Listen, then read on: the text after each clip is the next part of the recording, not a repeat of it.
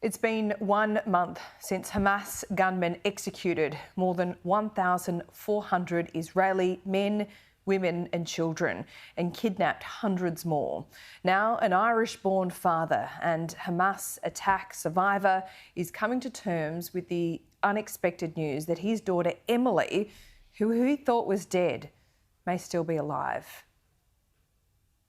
The anguish Thomas Hand is about to describe has left him trembling for weeks. It's a journey of death and a hope of resurrection, he says, is impossible to imagine.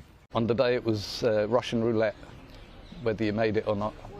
On October 7th, Hamas fighters stormed the kibbutz Be'eri, killing roughly 130 people and ravaging the community of 1,100 residents.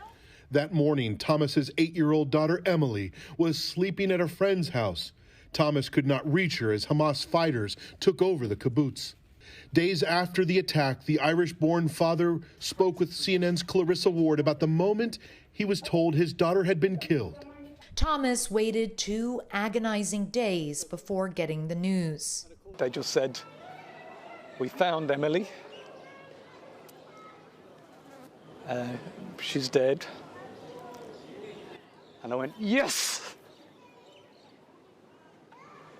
I went, "Yes," and smiled, because that is the best news of the possibilities that I knew. Thomas says leaders of the Be'eri kibbutz community told him Emily's body was seen in the aftermath. But almost a month after the massacre, Thomas was given news that almost made him collapse. He says the Israeli army told him it's highly probable Emily is alive and a Hamas hostage. How were you told the news that Emily might be alive? That was official from the army, with all the information that they have, the intelligence that they have. It's very likely that she's been taken to Gaza. Thomas says he's been told Emily's body is not with the remains of victims and that there was no blood found inside the home where she slept the night before. Thomas also says that cell phones belonging to the family Emily was staying with have been tracked inside Gaza. When you spoke with Clarissa Ward a few weeks ago, you said death would be a blessing in this situation. That's how I felt at the time, yeah. How do you describe where you are now? Extremely worried about her, obviously. What conditions she's been held in. She's, more than likely in a tunnel somewhere under Gaza. Your imagination is horrible.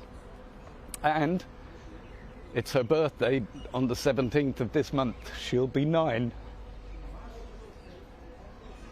She won't even know what day it is. She won't know what day it is. She won't know it's her birthday. There'll be no birthday cake, no party, no friends. The survivors of the Be'eri kibbutz are temporarily living in a hotel. In the lobby, there's a vigil to all the kidnapped hostages. Now Emily's family says the young girl's photo will be placed next to the others. Let's go live to Tel Aviv now. Israel's Defence Force spokesperson, Lieutenant Colonel Jonathan Conricus, joins us. Jonathan, thanks so much for your time. Do you know where Emily is? Sadly, we don't know specifically where she and many of the other Israeli hostages that are being held are. We know that they're held by Hamas. We know that they're underground. We know that they are in various locations. But sadly, nobody in Israel, I think at this time, can tell the very sad father of Emily and all of the other 240 families where their loved ones are. What we can say is that we are committed to getting all of them back. This has been said by the Prime Minister, by the Defense Minister, and most importantly, by the Chief of Staff. We will get all of them back, and we will do whatever necessary in order to see it done. Do you know how many are still alive, Jonathan? Not at this stage. It's difficult, and we've been doing forensics and collecting intelligence from each and every possible source, open source, signals intelligence, and many other sources. And not only us, but other countries are involved in it because there are foreign nationals, as we've spoken about before. But bottom line is that we know that Hamas took both live citizens and civilians, and also soldiers and bodies. But at this stage, we don't have that level of detail about each and every of the hostages. Who do we think is alive and who do we think is dead? Jonathan, I welcome your commitment and perhaps optimism in finding these hostages and getting them back alive. But it's been a week since the ground invasion began. You've been able to rescue, I think, only one hostage. How realistic is it that you get all of these 240 people back? Laura, I'm afraid that you're right. It is it's a very difficult and challenging situation. And it's a scenario that we've never faced before. The amount and where they are held and by what organization they're held makes it a very challenging tactical task. But nevertheless, we will have to implement it. And whether or not it's by force or by diplomacy or any other creative way to get them back, we will see it done. Just as we are going to dismantle Hamas and create a totally different security situation for southern Israel, we also are committed to getting all of them back home. Okay, troops, it's reported, are in Gaza City right now. How many and what is their mission? So the mission is to engage with Hamas and simply to dismantle each and every Hamas stronghold that is buried underground in bunkers. We are doing that at a slow and meticulous order, according to plan. Our advances are they're good, solid. It is a very challenging battle space to be in. Hamas has prepared the battlefield, unfortunately, very well, and it is totally enmeshed with tunnels, many of them short tactical tunnels that are just basically fighting positions that allows Hamas to move from one alley to another, emerge and then submerge. And some are longer and deeper and wider, but we are slowly getting to all of them, and there are gains achieved each day of fight.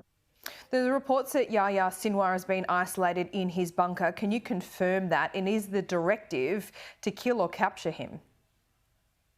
The directive is definitely to kill or capture him and all of the other leaders of Hamas, those who planned, facilitated, and executed the murderous October 7 massacre in Israel. We've said so clearly, all of them are dead men walking, and it's only a matter of time inside Gaza and outside of Gaza until these Hamas leaders will either be captured or killed by Israel. How many Hamas leaders have you killed or captured so far, and how many do you estimate is still to kill or capture? Unfortunately, many are left, and the most senior ones, they are hiding deep underground, letting the fighting go on above ground, and the exposed civilians pay the price of their aggression and attack. They call themselves a nation of martyrs and that they're willing to pay a price.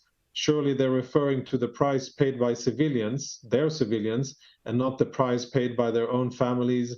Most of them have been whisked out of Gaza before that and living comfortable lives in safe havens in Qatar and Turkey. But they will pay a price. All of them will pay a price. I think we have so far been able to get our hands on mid-level and senior commanders in Hamas, little bit more than 60 of them. We have named names and positions, etc. And we are hard at work.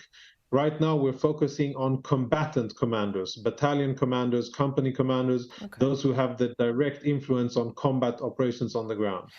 Hamas always tries to snooker Israel. It puts Israel in an almost impossible position. They move amongst civilians and innocents. We know thousands of them have died. Can you give some kind of indication now with you in Gaza, with ground troops in Gaza, and you essentially getting the upper hand in that area? From now on in, will those civilian casualties be less? Well, we will definitely try for that to be the case, definitely. What we've been doing over the last 4 years is to open special humanitarian corridors between 10 a.m. and 2 p.m. and to allow Palestinian civilians to evacuate on foot Sorry, from Jonathan, those did very you say the last 4 days? I think you accidentally said 4 years, but I just wanted to clarify that. Oh, then my mistake. Thank you for the correction. Yes, 4 days, the last 4 days, we've been doing humanitarian evacuation efforts. Palestinians have been able to evacuate from those combat areas between 10 and 2. Yesterday and today as well, and I think that we will be doing that tomorrow. We will continue to aspire to minimize the effect on civilians, and we still urge all the Palestinians to go south into relative safety until fighting is done. Okay, so 2 quick ones here. The US and the international community is calling now for a humanitarian pause. What is that? How is it different from a small ceasefire? And will you acquiesce to that? And the second thing here is about occupation of Gaza. Is that also the directive now, reoccupation by Israel of Gaza for the foreseeable future? So I'll answer shortly. There will be, according to the information I have, there'll be a ceasefire once our hostages are returned, full stop. And second, no, we have no such plans or intentions or orders given. Our task is to dismantle Hamas and make sure that there's no terror infrastructure left in Gaza to threaten Israeli civilians like they did on October the 7th. And no humanitarian pause as far as you're concerned? As far as I'm concerned, if we don't see our hostages back, no such thing on the table. Jonathan Conricus, always appreciate your time. Thank you. Thank you for having me, Laura.